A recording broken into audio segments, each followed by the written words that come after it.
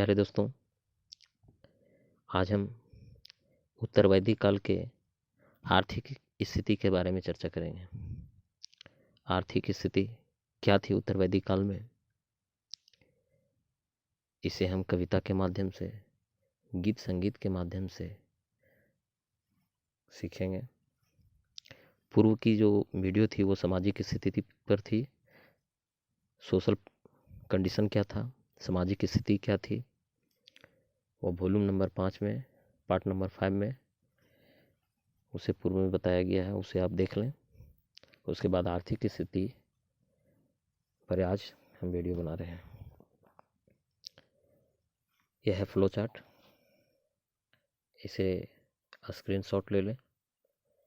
यह quick revision के लिए बहुत ही अच्छा है।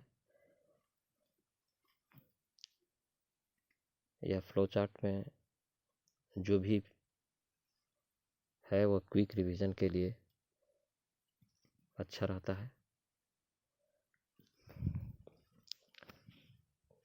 आप देखें इसे। उत्तर वैदिक काल की क्या स्थिति थी। मुख्य पेशा कृषि था। उत्तर वैदिक काल में कृषि आर्यों का मुख्य पेशा हो गया। उत्तर वैदिक काल में कृषि आर्यों का मुख्य पेशा हो गया। लोहे के उपकरणों के प्रयोग से कृषि क्षेत्र में क्रांति आ गई।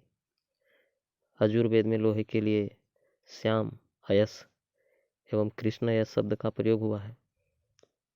यह सब फ्लो चार्ट में आप देख सकते हैं, ध्यान से देखिए। शतपथ ब्राह्मण में कृषि की 4 क्रियाओं जुताई, बुआई, कटाई, मड़ाई का उल्लेख हुआ है। पशुपालन गौण पेशा हो गया। अथर्ववेद में सिंचाई के साधन के रूप में वर्णाकूप एवं नहर कुल्या का उल्लेख मिलता है। नहर को ही कुल्या कहा गया है उत्तर वैदिक काल में। हल की नाली को सीता कहा जाता था उस वक्त उत्तर वैदिक काल में। उत्तर वैदिक काल ऋग्वेद के बाद का काल है। हल की नाली को सीता कहा जाता था।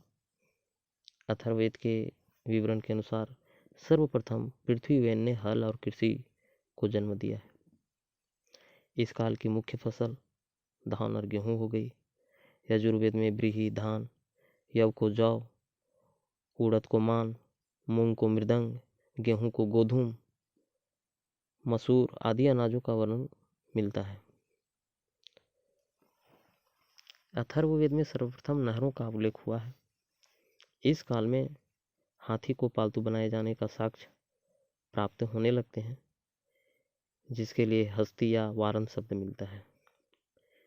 बृहदारण्यक उपनिषद में श्रेष्ठिन शब्द तथा ऐतरेय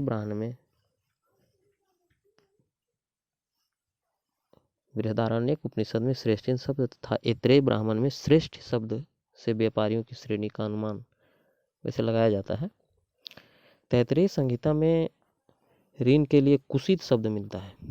शतपथ ब्राह्मणों में महाजनी प्रथा का पहली बार जिक्र हुआ है तथा सूदखोर को कुसिदीन कहा जाता था। जो सूदखोर होता था, जो सूद पर ब्याज पर पैसा देता था, जो सूदखोर होते थे, उसको कुसिदीन कहा जाता था।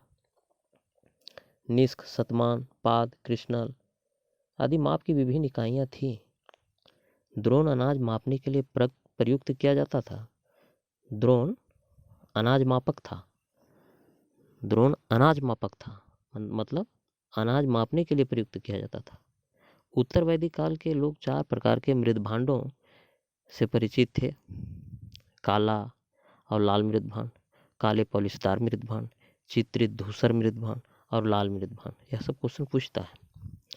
उत्तर वैदिक कार्यों को समुद्र का ज्ञान हो गया था। इस काल के साहित्य में पश्चिमी और पूर्वी दोनों प्रकार के समुद्रों का वर्णन है। पश्चिम और पूर्वी ओर दोनों प्रकार के समुद्रों का वर्णन है। वैदिक ग्रंथ में समुद्र यात्रा की भी चर्चा है, जिससे वाणिज्य एवं व्यापार का संकेत मिलता है। सिक्कों का भी नियमित प्रचलन नहीं हुआ था। उत्तर वैदिक ग्रंथों में कपास का उल्लेख नहीं हुआ है।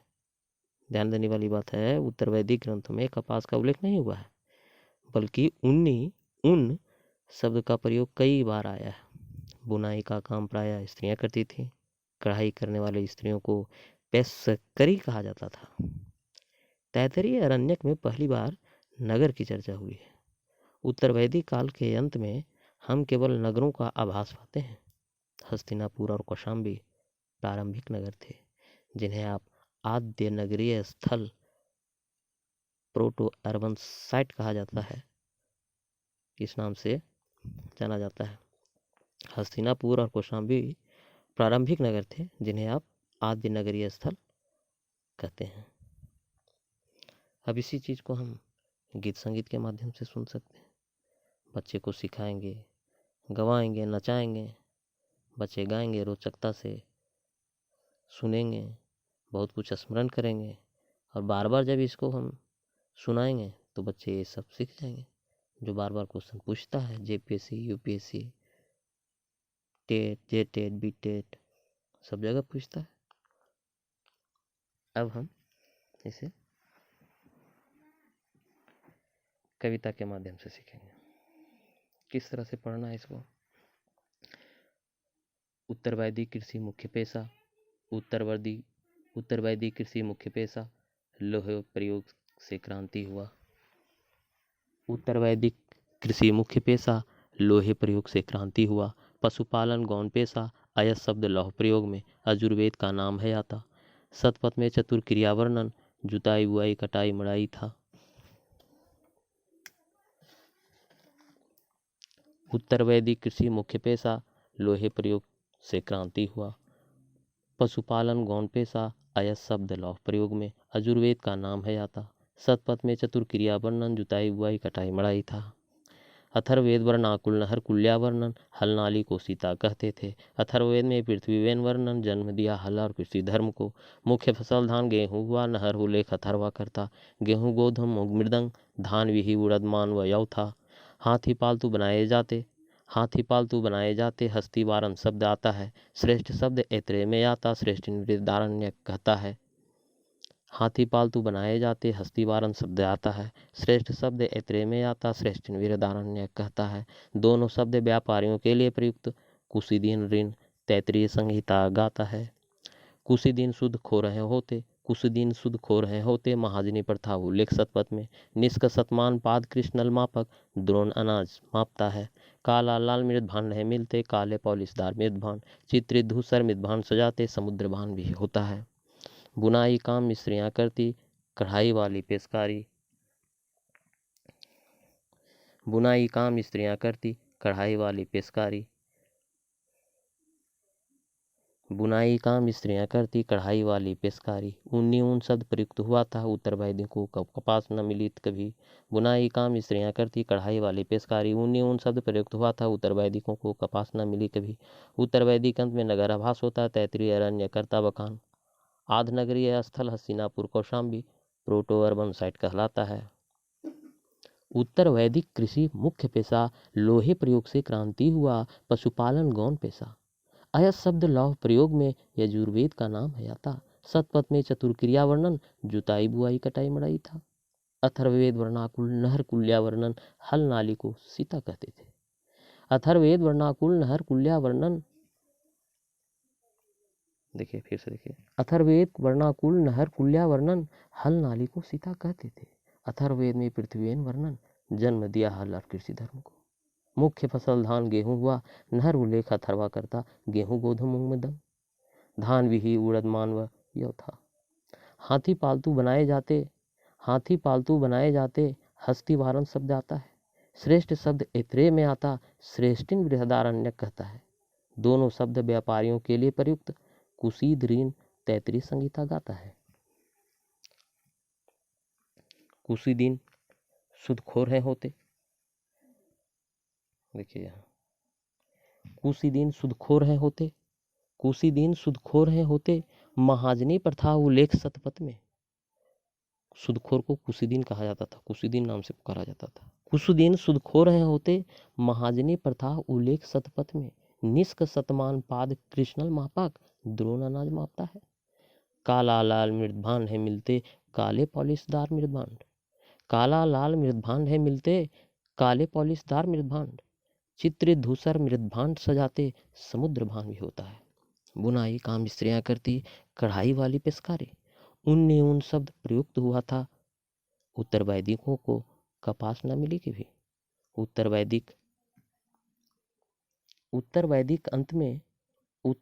अंत में नगर आभास होता।